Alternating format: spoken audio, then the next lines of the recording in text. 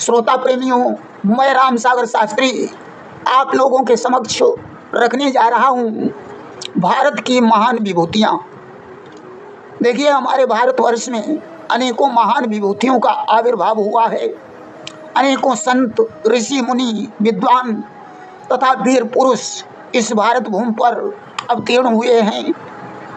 अनेकों सतियाँ, विदुषी नारियाँ और वीरांगनाएं भी हमारे देश भारत में उत्पन्न हुई हैं। मीराबाई को कलयुग में द्वापर की गोपिका माना जाता है, जिन्होंने अपना तन मन धन कृष्ण पर बलिहार कर दिया कि कलयुग मीरा भई गोपिका द्वापर जैसी, कृष्ण भक्ति रसलीन मीन हुई है नहीं ऐसी। भज गिरधर गोपाल जगत सोना तो तोरे हो, विमुखन सो मुख मोरी श्याम सोने हो जोरे हो। राणा ने विष दियो पियो चरणामृत करिके, बालन बांका भयो ध्यान पिए को ही धरि के। लोक लाज तज प्रगट संत संग गाई नाची, प्रेम बिरह पद रचे लाल गिरिधर रंग रांची। मीरा कृष्ण की भक्ति में इतनी लवलीन हो गई कि उन्होंने इस झूठे संसार से सारा नाता तोड़ दिया। उनके देवर राणा ने जहर का प्याला भेजा, मीरा चरणामृत समझकर पी गई। उनका बाल बांका भी नहीं हुआ। वे लोकलाज को छोड़कर साधु सत्संग में नाचने गाने लगीं। उन्होंने प्रेम विरह के अनेकों पदों की रचना की। देखिए, मीरा मेवाड़ के जागीरदार रत्न सिंह की पुत्री थी। रत्न सिंह के यहाँ साधु संत अक्सर आया जाया करते थे। एक बार कुछ संत रत्न सिंह के यहाँ आकर ठहर गए। उनमें से एक संत के पास गिरधर लाल की मूर्ति थी। मीरा जी उस मूर्ति पर मोहित हो गईं। उन्होंने संत से कहा, बाबा जी, यह मूर्ति मुझे बहुत अच्छी लगती है, आप कृपा करके अपनी ये मूर्ति मुझे दे दीजिए। परंतु संत ने देने से इनकार कर दिया। अब तो मीरा जी ने खाना पीना छोड़ दिया। गिरधर लाल मीरा के पास जाना चाहते थे, अतः संत को रात्रि में उन्होंने स्वप्न दिया कि यह मूर्ति मीरा को प्रदान कर दो। अस्तु संत ने वह मूर्ति मीरा को दे दी और वहाँ से चले गए। वहीं से मीरा कृष्ण की अनन्य भक्त बन गई। देखिए, इनकी माता की मृत्यु बचपन में ही हो गई थी। इनका पालन पोषण इनके दादा दूदा जी ने किया था। बड़े होने पर मीरा का विवाह चित्तौड़ के राणा सांगा के जेठे पुत्र भोजराज के साथ हुआ था। विवाह के बाद भी मीरा की कृष्ण भक्ति कम नहीं हुई। विवाह के 10 वर्ष के बाद इनके पति की मृत्यु हो गई और मीरा साधु सत्संग करने लगी। वे संतों के आगे नाचने गाने लगती थीं। ससुराल वालों को ये अच्छा नहीं लगा।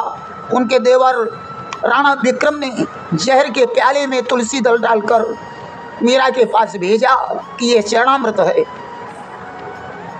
मीरा जहर का प्याला पी गई। उनका कुछ भी नहीं हुआ।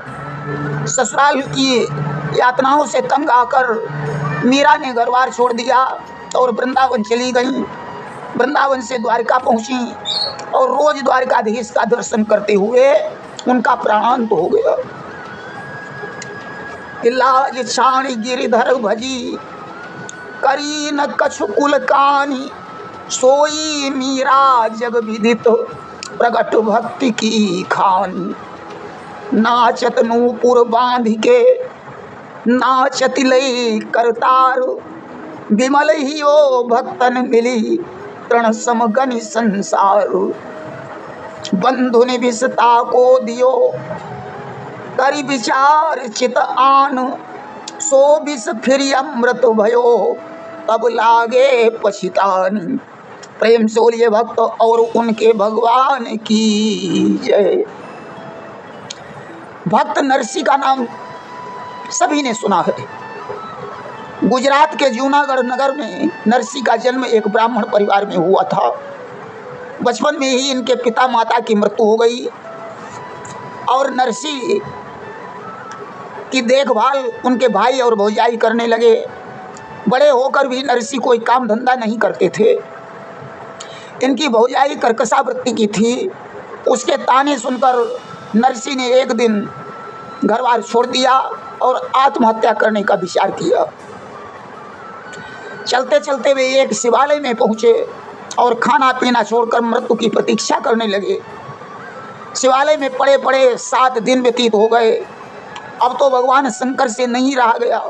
वे नरसी के सामने प्रकट हो गए कि प्रगटे हुआ सुतोष भगवाना और बोले वत्स मांगो वरदाना। भगवान शंकर ने कहा, वत्स मुझसे कोई वरदान मांग लो। नरसी ने हाथ जोड़कर कहा, प्रभु वरदान मांगना मैं जानता ही नहीं, आपको जो बहुत प्रिय लगता हो उसे मुझे दे दीजिए। शंकर जी विचार करने लगे कि पार्वती जी मुझे बहुत प्रिय हैं, क्या ये भक्त पार्वती को चाहता है? परंतु नहीं, पार्वती जी से भी प्रिय मुझे भगवान हैं, शायद ये भगवान को चाहता है। शिव ने आज सखी का वेश बनाया और नरसी को भी सखी बनाया।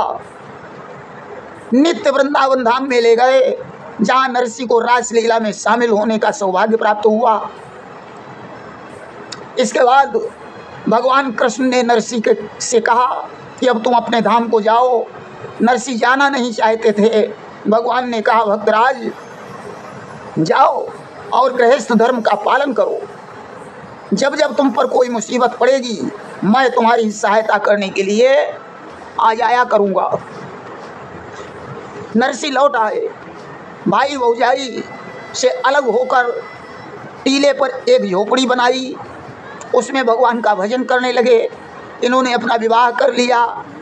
एक कन्या और एक पुत्र का जन्म हुआ। पुत्र की तो मृत्यु हो गई, परंतु रामा नाम की पुत्री जीवित रही। नरसी के घर में साधु संत अक्सर आया जाया करते थे। एक बार तीर्थ करते हुए कई संत जूनागढ़ में आ गए। उन्होंने लोगों से पूछा कि हमें हुंडी लिखवानी है, द्वारिका जाना चाहते हैं। लोगों ने हंसी करने के लिए संतों को नरसी के पास भेज दिया और बताया कि नरसी जूनागढ़ का बहुत बड़ा सेठ है, उनके चरणों पर कुछ रुपए चढ़ा देना, वे आपकी हुंडी लिख देंगे। संतों ने वहां पहुंचकर नरसी को प्रणाम किया और 700 रुपए उनके चरणों में रख दिए। बोले हमें हुंडी लिखवाना है। अब तो नरसी विचार करने लगे कि हे भगवान अब क्या किया जाए। उन्हें त्रेता युग की एक बात याद आ गई कि एक बार अंगद रावण के दरबार में दूत बनकर पहुंचे और उन्होंने रावण की सभा में अपना पांव जमा कर ऐलान कर दिया कि मेरा यह पांव चलायमान कर कोई असुर कुमार गया तो रामचंद्र फिर जाएंगे, मैं सीता जी को हार गया। लंका का कोई भी वीर अगर मेरे पैर को हटा देगा तो रामचंद्र सीता जी को हार कर अयोध्या वापस चले जाएंगे। परंतु अंगद का पैर कोई नहीं उठा पाया। जब अंगद रामादल वापस लौटे तो बंदरों ने पूछा, अंगद तुमने तो बहुत बड़ी शर्त लगा दी, अगर कोई पांव को हटा देता तो फिर क्या होता? अंगद ने कहा, भाई मैंने तो शर्त लगा दी, अब जिसकी पत्नी है उसे भी तो चिंता होनी चाहिए। मैंने तो यह सोचकर शर्त लगाई कि सीता राम की पत्नी है, अब चिंता राम जी ही करें कि मेरी पत्नी कैसे बचेगी। आज तो नरसी विचार करते हैं कि हे कृष्ण मैं हुंडी तो लिख दूंगा, अब तुम ही जानो कि इस दास की लाज कैसे बचेगी। नरसी ने सामलिया शाह के नाम से हुंडी लिख दी और कहा ये हमारे अर्थिया हैं जो द्वारिका में रहते हैं, उनके हाथ में हुंडी देकर रुपए ले लेना। संत द्वारिका में पहुँचे, सामल शाह की कोठी पहुँचने लगे। लोगों ने कहा यहाँ कोई सामल शाह नहीं रहता है। अब तो संत निराश होकर लौट पड़े। भगवान ने विचार किया कि भक्त की बात झूठी हो जाएगी और अपना वचन भले टल जाए, भक्त का वचन न टलते देखा, प्रबल प्रेम के पाले पड़कर प्रभु को नियम बदलते देखा। भगवान कंधे पर रुपयों का थैला लादे हुए संतों के पास आ गए। उन्होंने कहा कि मैं नरसी का अर्थिया हूँ, मेरा नाम सामल शाह है, नरसी की हुंडी कहाँ है? संतों ने हुंडी दे दी। भगवान ने बहुत से रुपए देकर कहा कि हमारा ये पत्र नरसी को दे देना और उनसे कहना कि वो बार बार हुंडी लिखें। संत यात्रा करके नरसी के पास पहुँचे। उन्होंने भगवान का पत्र नरसी को दिया। अब तो नरसी की आंखों में प्रेमाश्रु आ गए। 700 रुपये जो लिए थे, वे रुपये उन्होंने संतों की सेवा में ही खर्च कर दिए और भगवान का गुणगान करने लगे। भगवान की कृपा से नरसी ने अपनी पुत्री रामा का विवाह सिरसागढ़ में मनसा शाह के पुत्र के साथ कर दिया। जब रामा की नंद का विवाह हुआ तो नरसी की हंसी करने के लिए मनसा शाह ने रामा के नाम से एक पत्र में भात का बहुत सा सामान लिखवाया। तब नरसी की लाज बचाने के लिए भगवान को ही सामल शाह बनकर आना पड़ा। प्रेम से बोलिए भक्त और उनके भगवान की जय। संत कबीर के बारे में सभी लोग जानते हैं। इनका जन्म काशी में एक विधवा ब्राह्मणी के द्वारा हुआ था। लोक लाज के भय से उसने इन्हें लहर तारा तालाब के किनारे छोड़ दिया। काशी में नीमा और नीरू नाम के जुलाहे दंपति ने घर लाकर इनका पालन पोषण किया और इनका नाम कबीर रख दिया। कबीर जी बिल्कुल पढ़े लिखे नहीं थे, कपड़ा बुनने का काम करते थे। इनका विवाह लोई के साथ हुआ था, जिससे कमाल और कमाली नाम के पुत्र और पुत्री यानी 2 संतानों का जन्म हुआ था। एक बार एक घटना घटित हो गई। कबीरदास कपड़ा बेचने के लिए बाजार में पहुँचे। वहाँ एक संत जी आ गए। उन्होंने कहा कि मेरे पास पैसे नहीं हैं, परंतु कपड़े की मुझे आवश्यकता है। आप थान में से आधा कपड़ा मुझे दे दीजिए। कबीरदास ने कहा, महात्मा जी आधा छोड़ो, तुम सारा थान ले लो। क्योंकि पहली बात तो संतों का दर्शन दुर्लभ है, दूसरी बात परोपकार से बड़ी कोई चीज नहीं है। कबीर ने सारा कपड़ा दे दिया। बाद में विचार करने लगे कि अब मैं घर के लिए सौदा कहाँ से लाऊंगा। घर जाएंगे तो डांट पड़ेगी, इसलिए अब मैं घर ही नहीं जाऊंगा। कबीर जी एक जंगल में चले गए। 3 दिन हो गए। उधर घर वाले भूखे प्यासे पड़े हैं। माता पिता पत्नी बच्चों को चिंता लगी है। उधर भगवान ने विचार किया कि कबीर के घर वाले परेशान हैं। उन्होंने व्यापारी का रूप बनाया। बैलगाड़ी पर आटा चावल दाल चीनी लाद कर कबीर के घर पहुँचे। उन्होंने कहा कि मुझे मालूम हुआ कि तुम्हारे घर 3 दिन से चूल्हा नहीं जला। गरीबों की मदद करना हमारा फर्ज बनता है, इसलिए ये सामान रख लो। घर वालों ने पहले तो इनकार किया, बाद में बार बार कहने से सामान रख लिया।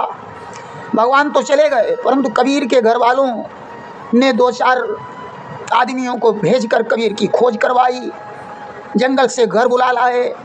कबीर ने सारी हकीकत बताई और माता के द्वारा व्यापारी के आने की बात तथा आटा दाल लाने की बात सुनकर कबीरदास समझ गए कि यह सब भगवान का चमत्कार है। कि अब तो चढ़ा कबीर पर प्रबल भक्ति का रंग, बदल गया क्षण मात्र में सब जीवन का ढंग। कबीर ने कपड़ा बुनना बंद कर दिया और कुटी बनाकर भगवान का भजन करने लगे। एक दिन की बात है, आकाशवाणी हुई कि हे कबीर, तुम तुलसी की माला पहनकर रामानंदी तिलक लगाकर रामानंद के शिष्य बन जाओ। कबीर ने आकाशवाणी से कहा कि ये कैसे संभव होगा? रामानंद मुझे मुसलमान समझकर अपना शिष्य कैसे स्वीकार करेंगे? आकाशवाणी ने कहा कि रामानंद ब्रह्म मुहूर्त में गंगा स्नान करने जाते हैं। तुम सीढ़ियों पर लेट जाना, वे तुम्हें अपना शिष्य बना लेंगे। कबीर जी अर्धरात्रि में ही जाकर सीढ़ियों पर लेट गए। रामानंद जी ज्यों सीढ़ियों से उतरे, उनका पैर कबीरदास जी के ऊपर पड़ गया। वे राम राम कहकर पीछे हट गए। कबीर ने सोच लिया मुझे गुरु मंत्र मिल गया। अब तो माला और तिलक पर प्रश्न खड़े हो गए। कबीर जी का गुरु कौन है? देखिए, गुरु और गुरु मंत्र का नाम कभी किसी को बताना नहीं चाहिए। 5 लोगों का नाम नहीं लेना चाहिए। बड़े पुत्र का नाम, कंजूस का नाम, पति या पत्नी का नाम, गुरु का नाम और अपना नाम, इन्हें बार बार नहीं लेना चाहिए। बड़ी आवश्यकता हो तभी नाम लेना चाहिए। कबीर के सामने समस्या खड़ी हो गई। उन्होंने बताया कि मैं रामानंद का शिष्य हूँ। उधर रामानंद को पता चला, वे विचार करने लगे कि मैंने कबीर को अपना शिष्य कब बनाया, मुझे तो याद ही नहीं आ रहा है। आज तो उन्होंने कबीर को बुलवाया। कबीर ने कहा कि प्रभु, मैं ही सीढ़ियों पर लेटा था, जब आपका पैर मेरे ऊपर पड़ा और आप राम राम कहकर पीछे हट गए थे तो मुझे आपसे गुरुमंत्र मिल गया, उसी को मैं आपको गुरु मानकर जपता हूँ। रामानंद ने कहा, वत्स, तेरा मत पक्का है, अवश्य ही तू मेरा शिष्य है। आज गुरु जी के चरणों में प्रणाम करके कबीर जी वापस लौटे। कबीर की वाणी से हिंदू और मुसलमान दोनों प्रसन्न रहते थे। दोनों जातियों के लोग उनके अनुयायी बन गए। कबीर ने ऐसा सुन रखा था कि काशी में मरने से मुक्ति प्राप्त होती है, परंतु जो मगहर में मरता है उसे नरक मिलता है। इस बात का खंडन करने के लिए 101 वर्ष की अवस्था में कबीर जी मगहर चले गए और शरीर को त्याग कर वैकुंठ लोक को चले गए। हिंदू इनके शरीर को जलाना चाहते थे और मुसलमान इन्हें दफनाना चाहते थे। इस बात पर झगड़ा होने लगा, परंतु चादर हटाकर देखा गया तो वहाँ कोई शरीर नहीं था, सिर्फ कुछ फूल पाए गए। हिंदू और मुसलमानों ने उन फूलों को बांट लिया। हिंदुओं ने उन्हें जला दिया और मुसलमानों ने उन्हें दफना दिया। प्रेम से बोलिए भक्त और उनके भगवान की जय। देखिए, कहा गया है कि काम बाम की प्रीति जग नित नित होत पुराण, राम प्रीति नित ही नई, वेद पुराण प्रमाण। काम और बाम की प्रीति नित्य पुरानी होती है, परंतु राम नाम की प्रीति कभी पुरानी नहीं होती। और जानते हो राम कथा के रसिया कौन है? कि राम कथा जहाँ को कहे तहाँ तहाँ पवन कुमार, सिर कर अंजलि धरी सुनत बहत नयन जलधार। हनुमान जी राम कथा के रसिक हैं, जो इतने मग्न हो जाते हैं कि उनके आंखों से प्रेमाश्रु बहने लगते हैं। देखिए, राम का रूप कैसा है कि अति सुंदर रूप अनूप महा, छवि कोटि मनोज लजावन हारे। और उपमान कहूँ सुखमा के समंदर, मंदिर हूँ के बचावनिहारे। दिन नायक हूँ निश नायक हूँ, मद नायक के मदनावनिहारे। और सांबर राज किशोर बसे, चित चोरन हूँ के चुरावनिहारे। रहीम जी कहते हैं कि चित्रकूट में रमी रहे रहीमन अवध नरेश, जा पर विपदा पड़त है सो आवत यही देश। भगवान तो सभी के मित्र हैं, गरीब से हित कोई नहीं करता। क्या सुदामा जी कृष्ण की मित्रता के योग्य थे? रहीम जी कहते हैं कि जो गरीब सो हित करे, धनी रहीम ते लोग, कहाँ सुदामा बापुरो कृष्ण मिताई जोग। आप सभी लोगों ने नचिकेता का नाम सुना होगा। नचिकेता महर्षि वाजसवा के पुत्र थे। एक बार वाजसवा ने भी सुजित यज्ञ किया। यज्ञ संपन्न होने के पश्चात उन्होंने सारी संपत्ति यज्ञ करवाने वाले ब्राह्मणों को दान कर दी। उनके पास बहुत सी बूढ़ी कमजोर गायें थीं। उन्होंने अपनी संपत्ति समझकर उन गायों का भी दान कर दिया। नचिकेता को ये बात अच्छी नहीं लगी। उसने पिता से कहा, पिताजी दान तो उपयोगी चीज़ों का करना चाहिए, आपने ये बूढ़ी कमज़ोर गायें क्यों दान कर दी? बादशाह ने कहा कि मुझे सारी संपत्ति दान करनी थी, संपत्ति में ये गायें भी आती हैं। उसने कहा, ऐसे तो मैं भी आपकी संपत्ति हूँ, मेरा भी दान कर दो। बोलो किसे दान करना चाहते हो? जब पुत्र ने बार बार पूछा तो बादशाह को गुस्सा आ गया। उन्होंने कहा कि मैं तुझे यमराज को देना चाहता हूँ। नचिकेता पितृभक्त था, उसने पिता के चरण स्पर्श किए और बोला, मुझे यमराज के पास जाने की अनुमति दीजिए। अनुमति लेकर वह यमराज के द्वार पर पहुंचा। 3 दिन हो गए, भूखा प्यासा बैठा रहा। चौथे दिन यमराज को पता चला, वे बालक के पास पहुँचे। उन्होंने कहा कि पुत्र, तुम मेरे अतिथि हो, 3 दिन भूखे प्यासे रहने के कारण तुम मुझसे 3 वरदान मांगकर घर चले जाओ। नचिकेता ने पहला वरदान मांगा कि मेरे जाने पर पिताजी का गुस्सा ठंडा हो जाए, वे मुझे स्वीकार कर लें। यमराज ने ये वो वस्तु कह दिया। नचिकेता ने दूसरा वरदान मांगा कि स्वर्ग मिले किस रीति से मुझको दो ये ज्ञान, मानव के सुख के लिए मांगू यह वरदान। जिस रीत से स्वर्ग प्राप्त होता है वह ज्ञान मुझे दीजिए, यह वरदान मैं मानव जाति के हित के लिए मांग रहा हूँ। यमराज ने नचिकेता को नाना प्रकार से दिव्य ज्ञान दिया। नचिकेता ने तीसरा वरदान मांगा कि मृत्यु क्या है या क्यों होती है, मरने के बाद मनुष्य का क्या होता है तथा वो कहाँ जाता है। यमराज ने कहा, वत्स ये प्रश्न मत पूछो, मृत्यु का स्वरूप क्या है या मैं तुम्हें नहीं बता सकता हूँ, परंतु जिसने पाप नहीं किया, दूसरों को पीड़ा नहीं पहुँचाई, जो सच्चाई की राह पर चला, उसे मृत्यु की पीड़ा नहीं होती। कि परहित सरिस धर्म नहीं भाई, अपर पीड़ा सम नहीं अधमाई। दूसरों की भलाई के समान कोई धर्म नहीं है, दूसरे को पीड़ा देने के समान कोई पाप नहीं है।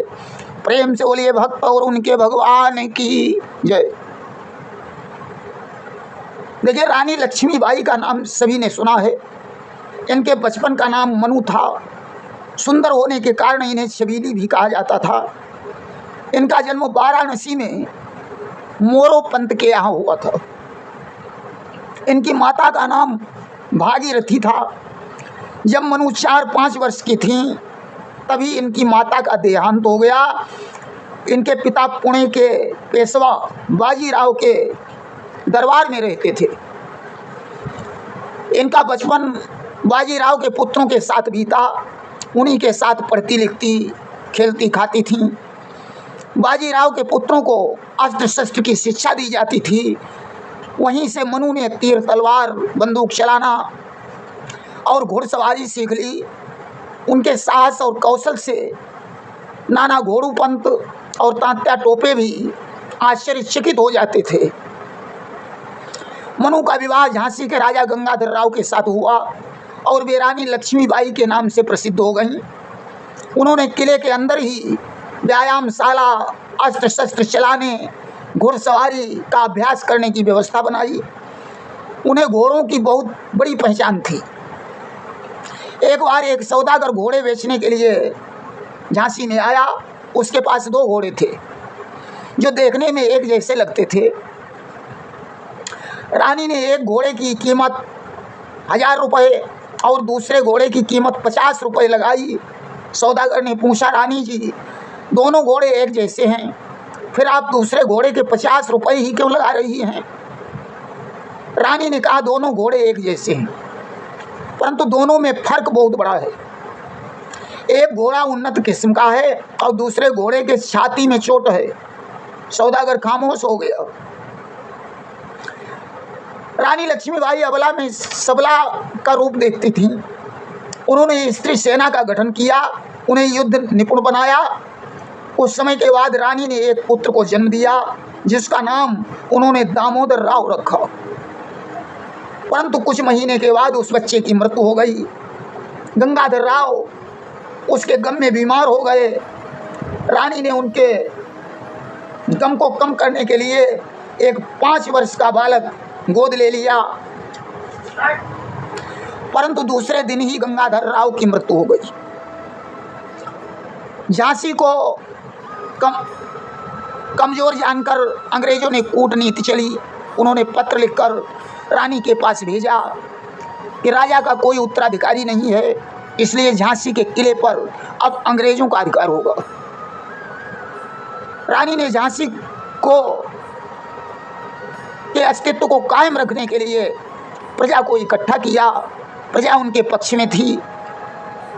इधर अंग्रेजों ने झांसी पर चढ़ाई कर दी। रानी ने किले की दीवारों पर तोपें लगवा दी। अंग्रेजी सेना ने किले को चारों ओर से घेर लिया। 8 दिन घमासान युद्ध हुआ। रानी ने सारा सोना चांदी तोप के गोले बनवाने में लगा दिया। सेना के एक सरदार ने रानी से गद्दारी की। उसने अंग्रेजी सेना के लिए किले का दक्षिणी द्वार खोल दिया। सेना किले में घुस गई। उसने झांसी की सेना को घेर लिया। मुख्य द्वार के रक्षक सरदार खुदाबख्श और तोप खाने के अधिकारी गुलाम गौस खां युद्ध में वीर गति को प्राप्त हो गए। उस समय उनके विश्वास पात्र सरदारों ने कहा, रानी जी आप कालपी चली जाइए क्योंकि आपका जीवित रहना आवश्यक है, अन्यथा झांसी पर अंग्रेजों का अधिकार हो जाएगा। उस समय झलकार बाई ने रानी की पोशाक पहनकर अंग्रेजों से मुकाबला किया। झलकार बाई पूरन कोरी की पत्नी थी, स्त्री सेना में सैनिक थी, रानी की हमशक्ल थी और उनकी सखी थी। रानी तो निकल गई, परंतु एक गद्दार ने झलकार बाई को पहचान लिया और अंग्रेज अधिकारी को बता दिया। अंग्रेजों ने तुरंत कुछ सैनिकों को रानी का पीछा करने के लिए भेज दिया और इधर झलकार बाई की सच्चाई जानकर स्टुअर्ट नामक अंग्रेज ह्यूरोज से कहने लगा, क्या ये लड़की पागल हो गई है जो नकली लक्ष्मीबाई बनकर अंग्रेजों से लोहा लेने आई है? ह्यूरोज ने कहा, नहीं, ये लड़की पागल नहीं हो गई। अगर भारत की 1% स्त्रियां भी इसकी तरह देश प्रेम में पागल हो जाएं तो हमें अपनी सारी संपत्ति सहित ये देश छोड़कर वापस जाना होगा। जनरल ह्यूरोज ने झलकार बाई को बंदी बना लिया और 1 हफ्ते बाद छोड़ दिया। उधर रानी कुछ सैनिकों के साथ कालपी की तरफ जा रही थीं। सैनिकों ने उनके ऊपर गोलियां चलाईं। एक गोली रानी की जांघ में लगी। उनकी चाल मंद हो गई। सैनिकों ने उन्हें घेर लिया। भयंकर संग्राम हुआ। विवश होकर अंग्रेजों ने उनका मोर्चा छोड़ दिया। इस दौरान एक अंग्रेज घुड़सवार ने रानी की सखी मुंद्राबाई पर हमला कर दिया। मुंद्राबाई की मृत्यु हो गई। अब रानी को भीषण क्रोध आया। उन्होंने उस घुड़सवार पर आक्रमण कर दिया। रानी के हाथों से मारा गया और उन्होंने अपने घोड़े को कालपी की ओर दौड़ाया। अंग्रेज घुड़सवार उनके पीछे लगे हुए थे। अचानक एक नाला पड़ गया, उनका घोड़ा गिर गया। तभी अंग्रेज घुड़सवार उनके निकट आ गए। एक अंग्रेज ने उनके सिर पर प्रहार किया और हृदय पर संगीन से वार किया। रानी बुरी तरह घायल हो गई, परंतु उन्होंने लड़ना बंद नहीं किया। अंग्रेजों को मैदान छोड़कर भागना पड़ा। वे आहत अवस्था में गिर गईं। उनके साथी रानी को गंगादास की कुटी पर ले आए। उनका उपचार हुआ, परंतु रानी की सांसें टूट गईं और वे भगवान को प्यारी हो गईं। प्रेम से बोलिए सच्ची वीरांगना लक्ष्मीबाई की जय।